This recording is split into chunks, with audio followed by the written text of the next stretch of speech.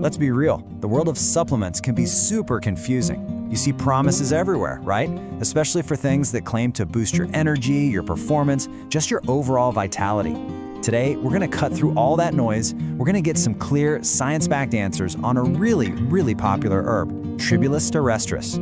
I bet you've seen this stuff in the health file, or maybe you've seen athletes promoting it and you've thought, what even is this? And does it actually do anything? And you know what?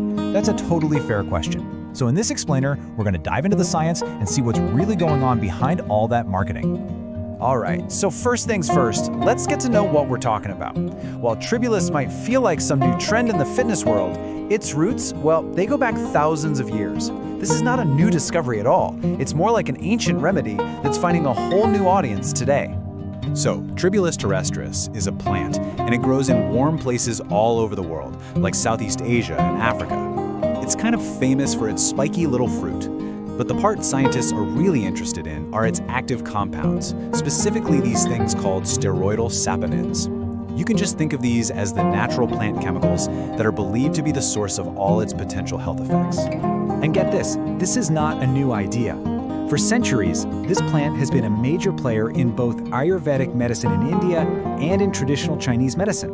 We're talking about the same traditions that gave us things like ashwagandha and ginseng. They've been using Tribulus for a whole host of health reasons, long before it ever showed up in a modern supplement bottle. Okay, now let's get to it. The number one reason most people are even looking at Tribulus today. We're talking about the big promise, the one you see on pretty much every single label, boosting testosterone. You've seen claims just like this one, right? It gets marketed as this magic key to unlock more muscle, give you more energy, and kick your sex drive into high gear. This is the big claim we really need to dig into. So the question is, does the actual science back it up? So to find out, researchers did something really smart. They took the results from 4 different clinical trials and combined them in what's called a meta-analysis. It's a really powerful way to look at research because it pools all the data together to get a bigger, more reliable picture. And in total, they looked at the effects of Tribulus on about 300 men, which gives us a pretty solid amount of evidence to look at. And this is where things get, well, really interesting. While the claim is this huge testosterone boost for everybody, the evidence tells a very different story. In 3 out of those 4 major studies, there was no statistically significant increase in testosterone. None. The one study that did find an increase, well, that was specifically in men who already had erectile dysfunction. So for the average healthy guy, the research pretty clearly shows little to no effect. Okay, so if the testosterone claim is looking a little shaky for most people, what about that other big promise?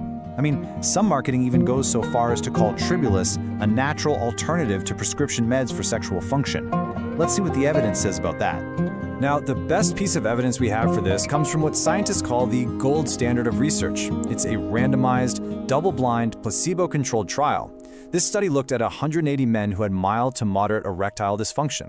And this kind of study design is so important because it's the most reliable way to know if a supplement is actually working or if it's just a placebo effect.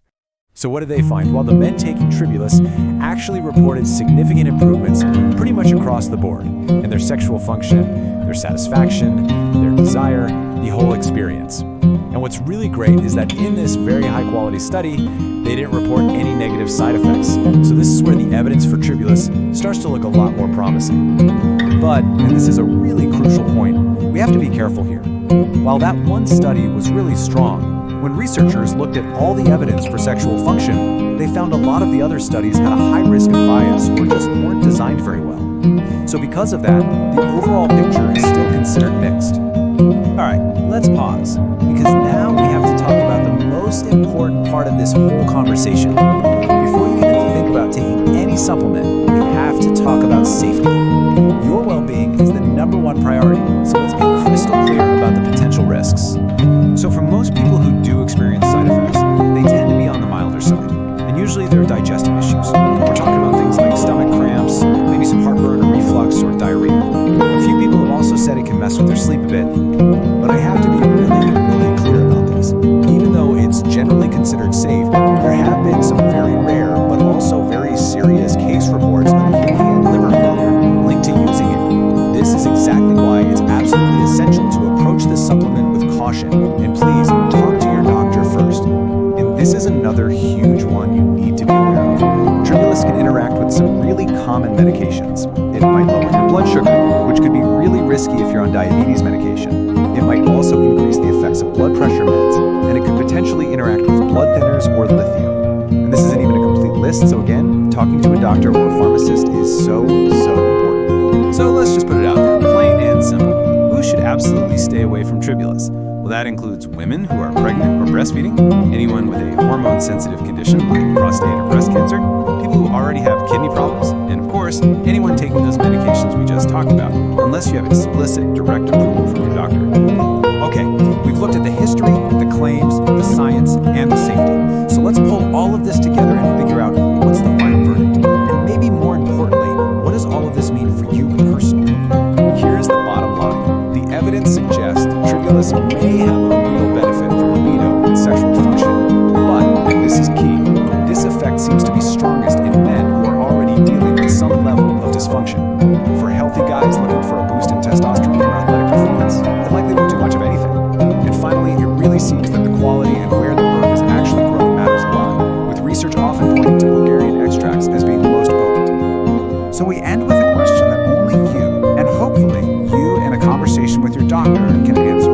This is not a magic pill. The science just isn't definitive, and it does carry some risks.